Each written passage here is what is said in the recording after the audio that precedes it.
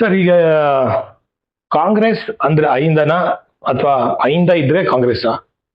ಅಹಿಂದ ಅನ್ನೋ ಕಾನ್ಸೆಪ್ಟ್ ಈ ಒಂದು 20-25 ವರ್ಷಗಳಿಂದ ಬಂದಿದೆ. ಆದ್ರೆ ಸಾಮಾಜಿಕ ನ್ಯಾಯ ಅನ್ನೋದು ಕಾಂಗ್ರೆಸ್ 1948ರಿಂದನೇ ಮಾಡ್ಕೊಂತ ಬಂದಿದೆ. ಆದ್ರೆ ಅದಕ್ಕೊಂದು ಕಾಯಿನ್ ಮಾಡಿ ಅದೊಂದು ಟರ್ಮಿನಾಲಜಿನ ಮಾಡಿರೋ ಒಂದು ಶ್ರೇಯಸ್ ಏನನ್ನ ಇದ್ರೆ ನಮ್ಮ ನಾಯಕರಾದ ಸಿದ್ದರಾಮಯ್ಯ ಅವರು ಹಾಗೂ ಅವರ ಸಂಗಡಿಗರು ಯಾರ್ಯಾರಿದ್ದಾರೋ ಅದಕ್ಕೊಂದು ಟರ್ಮಿನಾಲಜಿ ಕೊಡೋದ್ರಲ್ಲಿ ಅವರ ಒಂದು ದೊಡ್ಡ ಪಾತ್ರ ಇದೆ.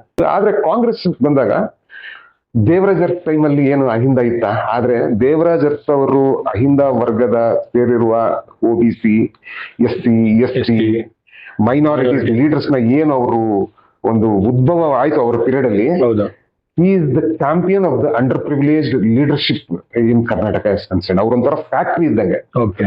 ಎಷ್ಟೊಂದು ಲೀಡರ್ಸ್, ವಿಶ್ವನಾಥ್ ಅವರಾಗ್ಲಿ, HM ರೇವಣ್ಣ ಅವರಾಗ್ಲಿ, ಮಲ್ಲಿಕಾರ್ಜುನ್ ಖರ್ಗೆ ಅವರಾಗ್ಲಿ, ಧರ್ಮ್ ಸಿಂಗ್ ಆಗ್ಲಿ, ಗುಂಡೂರಾವ್ ಅವರಾಗ್ಲಿ, ಇವರೆಲ್ಲರೂ ಒಂದು ಬ್ಯಾಚ್ ಏನು ಇವತ್ತಿನ ಅವ್ರ ಮಕ್ಕಳು ಇವತ್ತು ನಮ್ಮ ಕರ್ನಾಟಕದಲ್ಲಿ ಇವತ್ತು ಮಂತ್ರಿಗಳು, ಉಪಮುಖ್ಯಮಂತ್ರಿಗಳಾಗಿದ್ದಾರೋ ಆ ಶ್ರೇಯಸ್ ಯಾರನ್ನ ಹೋಗ್ಬೇಕು ಅಂದ್ರೆ ಅದು ದೇವರಾಜ್ ಅರಸ್ ಹೋಗುತ್ತೆ. ಸೊ ಆದ್ರೆ ಇವತ್ತಿನ ಸಿಚುವೇಶನ್ ಏನಾಗಿದೆ ಅಂದ್ರೆ, ಕಷ್ಟ ಬಂದಾಗ ವೆಂಕಟರಮಣ ಅಂತ, ಅಥವಾ ಕಾಂಗ್ರೆಸ್ಗೆ ತೊಂದರೆ ಆದಾಗ ಅಹಿಂದ, ಈ ತರ ಒಂದು ಮಂತ್ರ ಶುರು ಆಗ್ಬಿಟ್ಟಿದ್ಯಾ?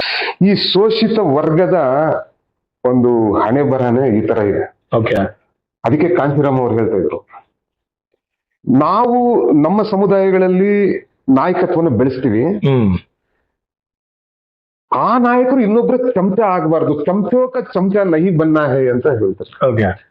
ನಿಮ್ಮನ್ನ ಆ ವರ್ಗದವರು ನಿಮ್ಗೆ ಎಲೆಕ್ಟ್ ಮಾಡಿ ನೀವು ನಮ್ಮ ನಾಯಕರು, SCಗಳ ನಾಯಕರು ಇವರು, STಗಳ ನಾಯಕರು ಇವರು, OBCಗಳ ನಾಯಕರು ಇವರು, ಕುರುಬರ ನಾಯಕರು ಇವರು, ಉಪ್ಪಾರ ನಾಯಕರು ಇವರು, ಅಹಿಂದ ನಾಯಕರು ಇವರು, ಮುಸಲ್ಮಾನರ ನಾಯಕರು ಇವರು ಅಂತ ಹೇಳಿದಾಗ ಆ ಸಮುದಾಯದ ನಾಯಕತ್ವ ಕೊಟ್ಟಿರೋರಿಗೆ ಉತ್ತರದಾಯಿತ್ವ ಇರುತ್ತೆ. ಏನಪ್ಪ ಉತ್ತರದಾಯಿತ್ವ ಅಂದ್ರೆ, ಬಹುತೇಕ ಜನ ಯಾರು ನಿಮಗೆ ಓಟ್ ಹಾಕಿ ನಿಮ್ಮನ್ನ ದೊಡ್ಡದಾಗಿ ವಿಜೃಂಭಿಸ್ತಾರೋ ಅವರೆಲ್ಲ ಹ್ಯಾಂಡ್ ಟು ಮೌತ್ ಸಿಚುವೇಶನ್. ಇವತ್ತು ಅವ್ರು ಹೋಗ್ಬಿಟ್ಟು ಆಟೋ ನಡೆಸಿದ್ರೆ ಅವ್ರಿಗೆ ಹೊಟ್ಟೆ ತುಂಬುತ್ತೆ, ನಾಳೆ ಹೋಗಿ ಅವನ ಗದ್ದೆಯಲ್ಲಿ ಕೆಲಸ ಮಾಡಿದ್ರೆ ಅವನ ಮಗನ ಫೀಸ್ ಕಟ್ಟೋದಾಗುತ್ತೆ.